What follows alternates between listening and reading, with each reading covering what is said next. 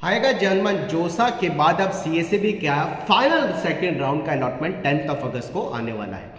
लेकिन उस अलॉटमेंट से पहले इतने सारे बच्चे अभी कंफ्यूजन में दिखाई दे रहे हैं और लगातार उनके कॉल्स आ रहे हैं या फिर वो कहीं ना कहीं कांटेक्ट करने की कोशिश कर रहे हैं कि सर ये फिजिकल रिपोर्टिंग को लेकर के जो डिलेमा है, जो कंफ्यूजन है, इसको हम क्लियर कैसे करें। देखिए, सबसे पहले एक बात है कि जोसा का जो एक शेड्यूल दिया हुआ, जोसा का सीएसईबी बोल देते हैं, सीएसईबी का जो एक शेड्यूल दिया हुआ है उसमें फिजिकल रिपोर्टिंग सेकेंड राउंड के अलॉटमेंट जो कि 10 अगस्त शाम को 5 बजे होना है, उस अलॉटमेंट के बाद 10 से 14 अगस्त के बीच में अलॉटेड इंस्टीट्यूट में physical reporting final admission NIT triple और जीएफटीआई के लिए दिया हुआ है। लेकिन आपको ये समझना है कि 10 से 14 अगस्त के बीच में तो उन्होंने एक नॉर्मल कम्युनिकेशन किया है कि 10 से 14 अगस्त के बीच में ज्यादातर कॉलेज आपको फिजिकल रिपोर्टिंग के लिए बुला रहे होंगे। लेकिन हमें क्या करना है, हमें अभी ये नहीं पता कि सेकेंड राउंड में कौन से कॉलेजेस की ब्रांचेस अलॉट होंगी, तो अभी से परेशान होने की जरूरत नहीं है। इतने सारे बच्चे बोल रहे हैं कि सर एनआईटी श्रीनगर में हम कैसे जाएंगे, सर उत्तराखंड हमारे घर से बहुत दूर है, सर नॉर्थ ईस्ट के एनआईटी कितना दूर है, सर हम ट्रेवलिंग कैसे करेंगे।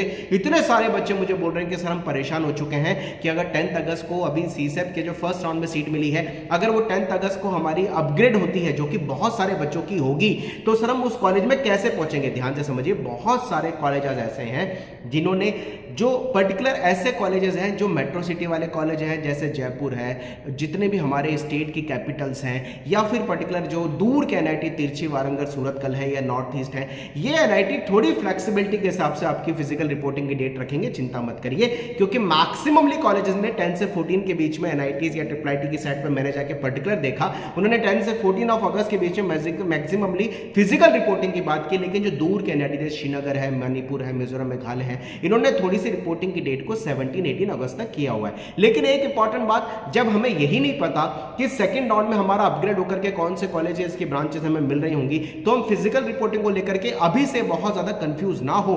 बहुत सारे बच्चों ने मैसेज किया, बहुत सारे बच्चे इरिटेट हो रहे हैं कि सर हम कैसे अरेंज करेंगे, सर उस कॉलेज ने तो इतनी लंबी टाइम नहीं दिया है, 14 अगस्त तक का टाइम दिया है, 15 को वैसे भी हॉलीडे आ रहा है।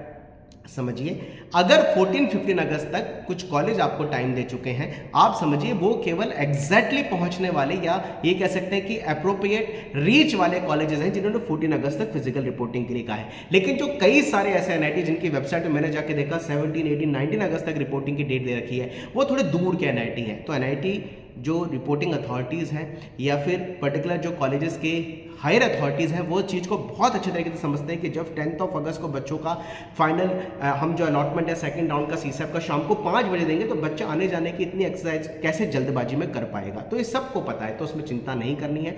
अगर कोई फिजिकल रिपोर्टिंग को डेट को लेकर के कोई डिलेमा भी आएगी ना, तो हेल्पलाइन नंबर वेबसाइट पर दिए हुए हैं, उस पर कॉल करके बात कर लेंगे। पर अभी से क्या डॉक्यूमेंट लेके जाने हैं, कैसे डॉक्यूमेंट का अरेंजमेंट होगा, इतने सारे एनआईटी ने एफिडेविट बोल रखा है, इतने सारे एनआईटी ने एंटी रैगिंग बोल रखा है, हम कैसे बनवाएंगे। मत परेशान होइए, पहले अलॉटमेंट तो आने दीजिए, पहले पता तो चले कि सेकंड राउंड में आखिर हमें मिल कौन सा कॉलेज रहा है। उसके हिसाब से बहुत बिंदास बात करेंगे जब सेकंड राउंड का अलॉटमेंट 10 अगस्त को आ जाएगा शाम 5 बजे। अब किसको क्या करना है, क्या आगे प्रोसेस में लेकर के आना है, वो सारी बातों का डिस्कशन कर रहे होंगे, उसकी चिंता मत करिए। मैं फिर बोल रहा हूँ, फिजिकल रिपोर्टिंग को लेकर के कोई बच्चा एंग्जाइटी में अभी ना आए। हमारे पास अभी बहुत लंबा टाइम मिलेगा फिजिकल रिपोर्टिंग करने के लिए, कोई चिंता की बात नहीं है। किसी को कोई अरेंजमेंट नहीं करना। बच्चे ये तक बोल रहे सर ट्रेन का अरेंजमेंट करके रख लें, बस की टिकट्स करा दें। अरे मेरे भाई, जब हमको पता ही नहीं है कि सेकंड राउंड में हमें कौन सा कॉलेज मिल रहा होगा, क्योंकि बहुत ज़्यादा चेंजेस सेकंड राउंड में देखने को अमूमन तौर पे सीएसईबी के फर्स्ट राउंड के कंपैरिजन में मिल जाते हैं, बन जाते हैं। इतनी सारी तो एनआईटी ऐसी जहाँ बहुत ज़्यादा चेंजेस आते हैं, कई सारी ब्रांचेस में तो बहुत रैंक का फर्क आ जाता है अपग्रेडेशन की कट ऑफ के हिसाब से। तो अभी चिंता मत करिए, जैसे ही 10 अगस्त को शाम 5 बजे आपका अलॉटमेंट आ रहा होगा, फिर हम बताएंगे कि फिजिकल रिपोर्टिंग आपको कैसे करनी है, डॉक्यूमेंट्स कौन कौन से प्रिपेयर करके रखना है, कौन सा एनआईटी ने आपको कब बुलाया है, वो सारा समराइज करके रख करके आपको पूरा गाइडेंस दे देंगे।